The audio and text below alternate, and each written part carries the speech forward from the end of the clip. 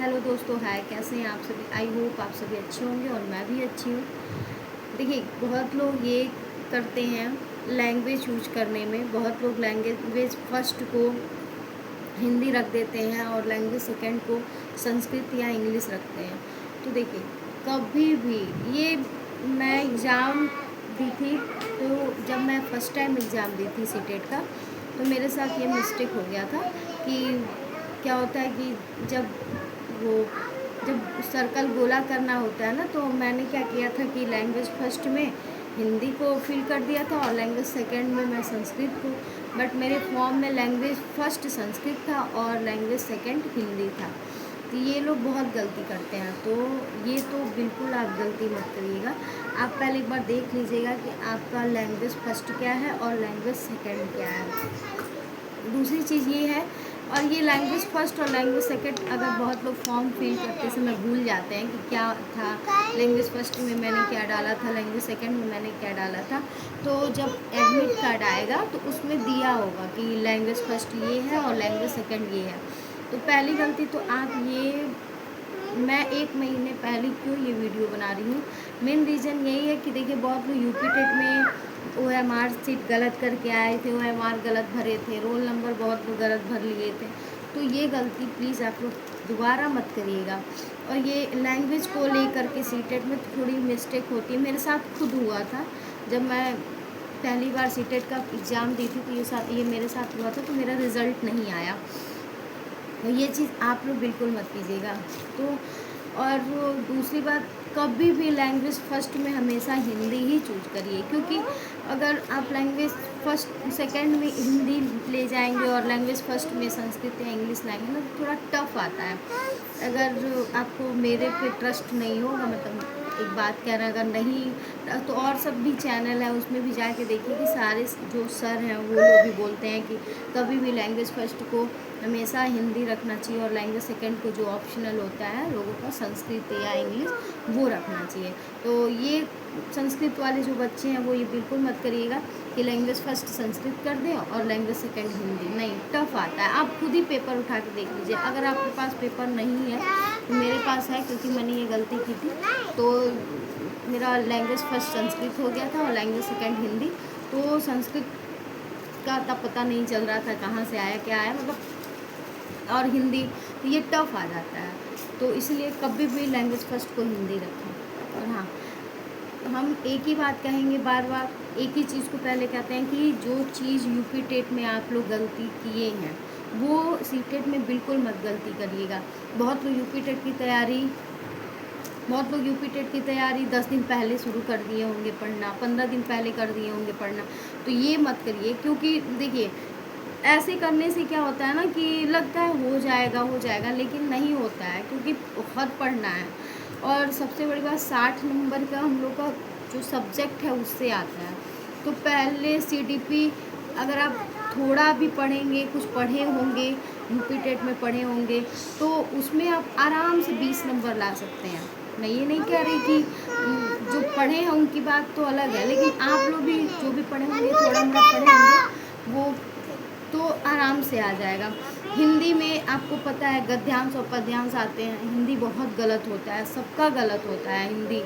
तो हिंदी आप प्रैक्टिस करेंगे, क्योंकि देखिए, गद्यांश तो आसान है, क्योंकि आप क्या करेंगे, पूरा उसमें से क्वेश्चन ढूंढ के आंसर निकाल लेते हैं, आंसर से क्वेश्चन से आंसर मिल जाता है।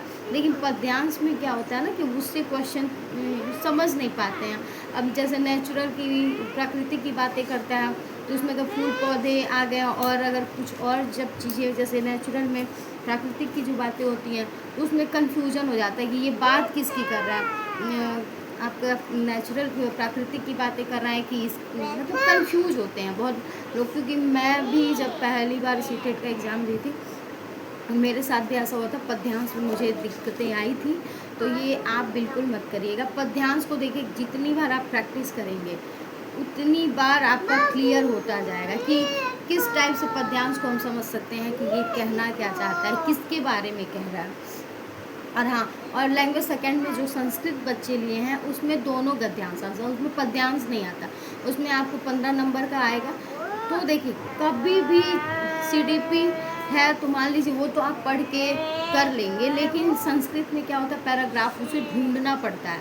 तो बहुत लोग क्या करते हैं कि उसको पढ़ते हैं, तो ये नहीं करना है। पहले क्वेश्चन को देखिए कि क्या है, क्या पूछ रहा है, फिर उसको अंडरलाइन कर लीजिए पेंसिल से। क्योंकि बहुत लोग होते हैं ना कि वो क्वेश्चन पढ़ते हैं और फिर ऊपर से पढ़ने लगते हैं, तीसरा क्वेश्चन आता है फिर, तो ऐसा नहीं करना है, क्योंकि इसमें टाइम मतलब मैनेजमेंट रखना है। क्योंकि ये यूपी टेट का नहीं है कि बाईलिंगुअल वन क्वेश्चन का करते गया हम करते गए, नहीं। इसमें क्या होता है कि कॉन्सेप्ट लेवल के साथ साथ अंडरस्टैंडिंग समझ लेवल को भी वो करना रहता है, मतलब कितना समझ है क्या है, तो उसमें टाइम लगता है। और दो आप सोच लीजिए, 2 इसमें पैराग्राफ हो गए, एक हिंदी में 2 4 हो गए, तो उसके लिए बहुत मतलब 15 30 नंबर ये हो गए आपके। तो मान लीजिए अगर आप सीडीपी नहीं पढ़े, चलो ठीक है, सीडीपी में कुछ नहीं पढ़े तो भी 20 नंबर आ जाएगा। 20 नहीं आया, चलो वो भी ठीक है, 15 आ गया। उसके बाद से मान लीजिए हिंदी हो गया आपका 20 नंबर। अगर ऐसे अभी हम नॉर्मल बात कर रहे हैं, और संस्कृत हो गया 20 20 40 10 50 और 55 ये नंबर हो गए। जनरल वालों के लिए लाना है 90। तो जब तक आप देखिए कितना भी पढ़ लें, अगर अपना सब्जेक्ट नहीं पढ़ेंगे ना, क्योंकि 40 नंबर का सब्जेक्ट होता है, 20 नंबर का सीडीपी होता है, सॉरी पेडागॉजी होता है।